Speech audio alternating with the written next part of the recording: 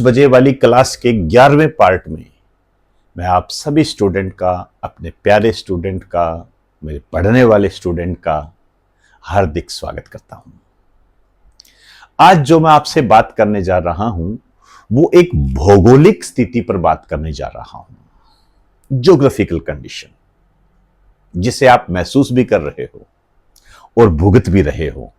लेकिन ये भुगतना आपके लिए कितना फायदेमंद होगा, शायद इसका आपको अंदाजा नहीं है, क्योंकि जो प्रकृति होती है वो यदि हमसे कुछ लेती है तो हमें कुछ देती भी है।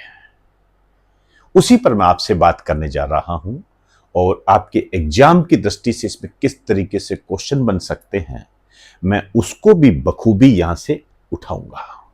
तो ध्यान से मेरी स्थिति को देखना।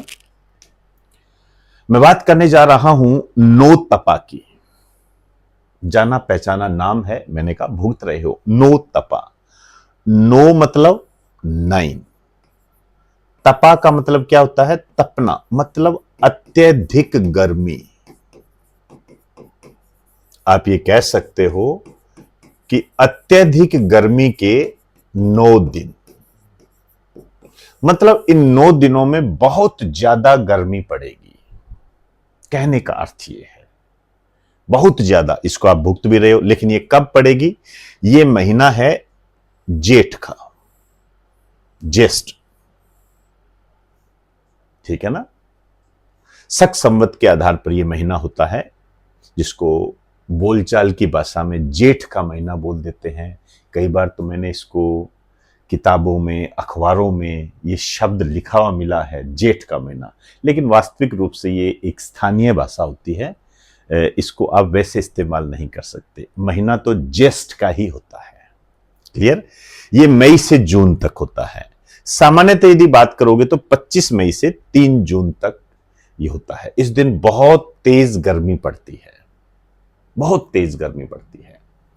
अब ये जो बहुत तेज गर्मी पड़ती है, इसका कारण क्या है, ये हमें समझना पड़ेगा और यही आपका क्वेश्चन है। सूर्य की स्थिति इसका कारण है। नॉर्थ इंडिया में कर्क रेखा के ऊपर सूर्य सीधा चमकता है। आप जानते हो कि जब सूर्य सीधा चमकेगा तो टेम्परेचर ज्यादा होगा। कहते हैं ना, सूरज सिर पर आ गया है, 12 बज गए, और 12 बजे आप देख सकते हो कितनी गर्मी पड़ती है। यहां पर जो हम स्थितियों की बात कर रहे हैं वो ये स्थिति है।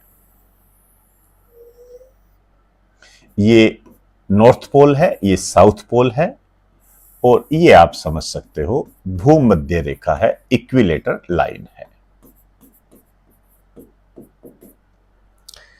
जब हम इसको डिवाइड करते हैं तो ये आपको मिलेगा उत्तरी गोलार्ध। इसको उत्तरी गोलार्ध बोलते हैं। इंडिया की जो स्थिति है वो उत्तरी गोलार्ध में है। इसी कारण से हम इंडिया के संबंध में बात कर रहे हैं। ये 90 डिग्री होता है, ये भी 90 डिग्री होता है। आप अच्छे तरीके से जानते हो, इस पर कई बार मैं आपसे बात कर चुका हूं। YouTube पर एस्ट्रोनॉमी के वीडियोस डले हुए हैं, आप चाहो तो उन्हें देख सकते हो। पूरी डिटेल दी हुई है, फुल डिटेल।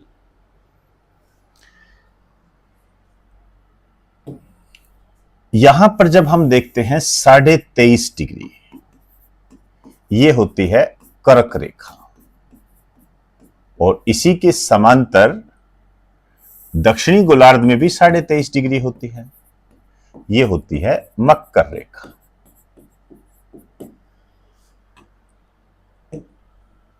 नॉर्थ में 66.5 डिग्री, ये होती है आर्कटिक रेखा। इन रेखाओं पर खूब क्वेश्चन आते हैं। और इसी तरीके से दक्षिणी गोलार्ध में भी 66.5 डिग्री होती है, ये होती है अंटार्कटिक रेखा।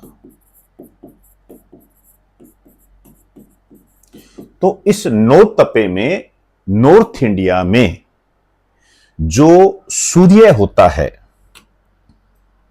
ये सूर्य जो होता है ये इस कर्क रेखा पर सीधा चमकता है ऐसे,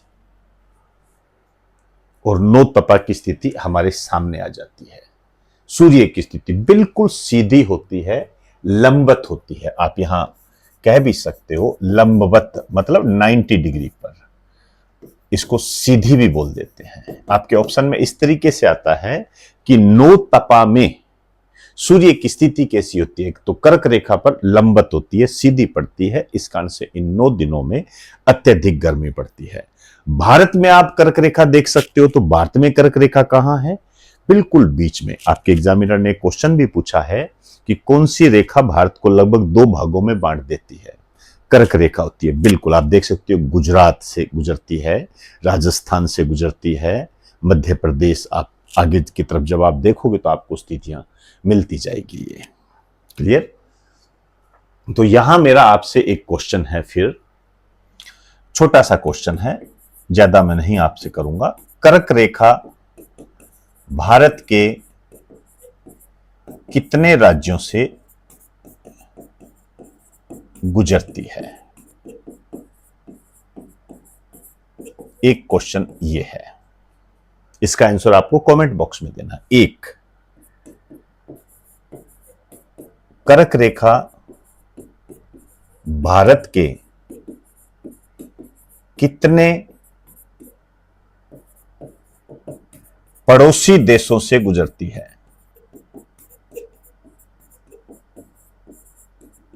ये 2 क्वेश्चन कमेंट बॉक्स में आप मुझे बताएं। मैं जानता हूं बहुत कम लोग इसका आंसर देते हैं, लेकिन मैंने आपको बता दिया और दावे के साथ कहता हूं, जो भी स्टूडेंट अलर्ट होकर इनका जवाब देता है, मैं आपको बता दूं, एक दिन वो सफलता की मिठाई खिलाता हुआ नजर आएगा और मैं ये बात आपको वहां पर बताता हुआ दिखूंगा। मेरी बात पर बिलीव करते हो आपकी मर्जी, नहीं करते हो आपकी मर्जी। क्योंकि यहां मैं अपने अनुभव के आधार पर बता दूं, हर किसी के बस की बात नहीं होती है जवाब देना। मैं ये नहीं कहता कि मेरा वीडियोस कितने लोग देखते हैं, नो डाउट इससे मुझे कोई फर्क नहीं पड़ता है। वीडियोस ज्यादा दिखाने के लिए जो और भी बहुत सारे सब्जेक्ट होते हैं उसमें भी दिखाया जा सकता है, कंटेंट होते हैं उसमें भी व्यूज लाए जा सकते हैं। लेकिन ये जो मेरा वीडियो है ये सिर्फ आपके लिए है, आपके एग्जाम के लिए है। इसलिए इसमें बिल्कुल भी गलती ना करें। जो भी आपको बताया जाता है उसको फॉलो करें, अनुकरण करें। स्टूडेंट आते हैं, कम से कम जो ऑफलाइन स्टूडेंट आते हैं वो तो जवाब दें, गलत दें सही दें, फिर उसका मूल्यांकन करें, कुछ तो करें। आपके हाथ में मोबाइल है, लिख रहे हो आप सारे, पढ़ने वाले स्टूडेंट की बात कर रहा हूं, तो जवाब तो दो। तो मैं उम्मीद करता हूं कि ऑफलाइन स्टूडेंट जो भी आते हैं कम से कम उतने जवाब तो मुझे मिले। मृत्युंजय है, इसके अलावा पूजा है, ये सब हर बार जवाब देते हैं मुझे, लेकिन मुझे नहीं लगता कि जितना मैं समझ पाता हूं, जितने मुझे जवाब चाहिए उतने मिल नहीं पाते हैं। यह मेरा एक दुर्भाग्य है। तो दूसरा कारण क्या है? लू। लू क्या होती है? ये क्या होती है? गर्म हवा होती है। ये गर्म हवा होती है। राजस्थान के उत्तर पश्चिमी क्षेत्र में ये चलती है और खूब चलती है। गंगानगर हो गया, बीकानेर हो गया, जैसलमेर हो गया, वहां पर इसकी स्थितियां देखी जा सकती है प्रबल मात्रा में। हालांकि पूरे राजस्थान में इसका प्रभाव देखने को मिलता है। लो ह्यूमिडिटी, हवा में नमी कम हो जाती है। हवा में नमी कम होगी तो ऑब्वियसली बात है हवा गर्म होगी, और गर्म हवा को ही हम क्या कहते हैं? लू बोलते हैं। क्लियर? नेक्स्ट, नो तपा, जितना अधिक तपेगा मानसून उतना ही अधिक आएगा। ये मैंने आपको कहा था कि हो सकता है आप गर्मी में तनाव महसूस कर रहे होंगे। होता ही है, कहते हैं ना कि नो तपा में किसी से ज्यादा सवाल जवाब या बहस ना करें, क्योंकि यदि इस अवधि के दौरान आप किसी से सवाल जवाब या बहस करते हो तो कहीं न कहीं ये युद्ध की स्थिति को पैदा कर देता है, और ये युद्ध बहुत खतरनाक रूप ले सकता है। क्योंकि इन नो तपे जब ये चल रहे होते हैं तो हर व्यक्ति का मन मस्तिष्क शांति चाहता है, ठंडक चाहता है, जो उसे मिल नहीं रही होती है। तो यहां आपको यही कहना चाहूंगा, बचाव ही इलाज है। थोड़ा दूरी बनाकर रखें, कम बोलिए, शांत रहिए, ज्यादा किसी से बहसबाजी ना करें। क्यों मानसून अच्छा आएगा? क्योंकि मैदानी भागों में लो प्रेशर क्रिएट हो जाता है। ओबियसली बात है, जब लो प्रेशर क्रिएट होगा तो बारिश अच्छी आएगी, और बारिश अच्छी आएगी तो भारत में जो प्रोडक्शन है वो ज्यादा होगा। प्रोडक्शन ज्यादा होगा तो आप समझ सकते हो एक विकसित भारत, समृद्ध भारत की तरफ आगे बढ़ेंगे। आइए अब शरीर के संबंध में आपसे बात करना चाहूंगा। हमारी बॉडी गर्मी के कारण, विशेष रूप से इन 9 तपों में डिहाइड्रेशन की स्थिति बनी रहती है। इससे बचने के लिए आप ज्यादा से ज्यादा पानी पिए, ज्यादा से ज्यादा पानी पिए, और 12 बजे से लेकर दोपहर के 12 या 11 बजे से लेकर 4 बजे तक शाम के ये बाहर ना निकलें। पेय पदार्थों का ज्यादा से ज्यादा इस्तेमाल करें, क्लिष्ट भोजन ना खाएं, नींबू पानी पिएं, तरबूज खाएं, आम पन्ना, केरी पन्ना, इसका सेवन करें। ओवरऑल ज्यादा से ज्यादा पानी पिए, क्योंकि इन दिनों में, नौतपा में या गर्मी के दिनों में, आप में डिहाइड्रेशन की स्थिति बनती है, जो आपके शरीर के लिए बहुत खतरनाक है। अब इस संबंध में यदि मैं आपसे बात करूं तो एक शब्द आता है डिहाइड्रेशन से कैसे बचें, ORS। ORS का घोल पिए। यहां आपके एग्जाम की दृष्टि से मैं बात करने जा रहा हूं। एक तो इसका पूरा नाम आपके लिए इंपॉर्टेंट है, ओरल रिहाइड्रेशन सॉल्यूशन। कैसे बनता है? नमक, चीनी और पानी का मिश्रण होता है। नमक आप जानते ही हो, इसको हम सोडियम क्लोराइड के रूप में देखते हैं। ये शुगर होती है, एक तरीके से आप ग्लूकोज के रूप में इसे देख सकते हो, C6H12O6 के रूप में इसको देख सकते हो। पानी H2O, इस रूप में आप इसको देख सकते हो, जिसमें से ये ग्लूकोज का फार्मूला कई बार पूछा जाता है। खाने वाला नमक कौन सा होता है, ये पूछ लेते हैं आपसे। अब मैं बात बताने जा रहा हूं ORS के बारे में। बताया किसने था, खोज किसने की थी? तो इसकी खोज की थी डॉक्टर दिलीप महालनोबिस। ये आपके रच बस जाना चाहिए, यह आपके एग्जाम की दृष्टि से मोस्ट इंपोर्टेंट है, क्योंकि अब जो ज्यादा चर्चा में चल रहा है वो ORS का घोल चल रहा है। दिलीप महालनोबिस के बारे में आप बता दूं कि इन्हें वर्ष 2023 में पद्म विभूषण मिला था। पद्म विभूषण मिला था वर्ष 2023 में। वर्ष 2023 में पद्म विभूषण मिला था। यहां मैं आपको कुछ बातें क्लियर करना चाहूंगा। भारत के सर्वोच्च नागरिक सम्मान, ये आपके हमेशा तैयार होने चाहिए, स्टैटिक पोर्शन है। भारत रत्न,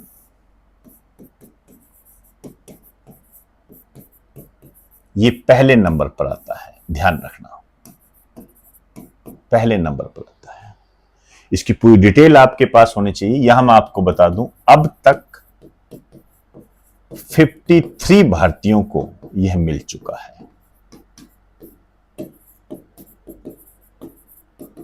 यह आपके रिवीजन में आना चाहिए। और दूसरा जो होता है, यह होता है आपका पद्म विभूषण। तीसरे नंबर पर होता है पद्म भूषण। चौथे नंबर पर होता है पद्म श्री। इनको ओवरऑल हम क्या बोलते हैं? पद्म पुरस्कार बोलते हैं। तो पद्म पुरस्कार कितने प्रकार के होते हैं? 3 प्रकार के होते हैं। तो सबसे बड़ा पद्म पुरस्कार पद्म विभूषण, जिसमें शब्द ज्यादा। यहां आपको एक होमवर्क दे रहा हूं।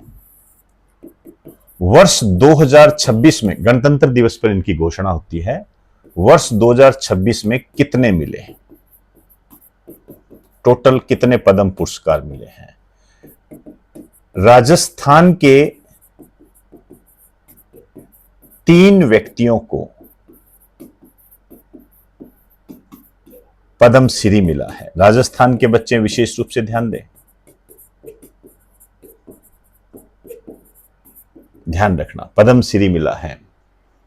अंध विद्यालय के संस्थापक को मिला है। तगाराम भील, वाद्य यंत्र से संबंधित, ये बातें बताई हुई है आपको, हेरत बड़ी निगाहों से मत देखिए, बताई हुई है।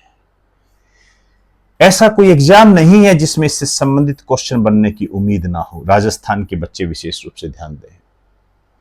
3 व्यक्तियों को पद्मश्री मिला है, 2 कला के क्षेत्र में है, एक समाज सेवा के संबंध में। उनके वाद्य यंत्र वगैरह आपको पता होना चाहिए, और राजस्थान के किस जिले से वो संबंधित है इसकी भी आपको जानकारी होनी चाहिए। ये मैं आपको बता चुका हूं। और कमेंट बॉक्स में हो सके तो राजस्थान के उन 3 व्यक्तियों के नाम लिखकर मुझे जरूर भेजें, क्योंकि मैं आपको पढ़ा रहा हूं। मेरी ये ड्यूटी बनती है कि आपको मैं एक्टिव करूं, आप में कैपेसिटी बिल्डिंग करना चाहता हूं, और उसी की तरह आपको आगे बढ़ना है। तले तलाए भोजन पर भरोसा मत कीजिए, वो नहीं करना। मैं आपको खाना बनाना सिखा रहा हूं। एग्जाम कैसे क्लियर करते हैं, एग्जाम देना आपको ही पड़ेगा।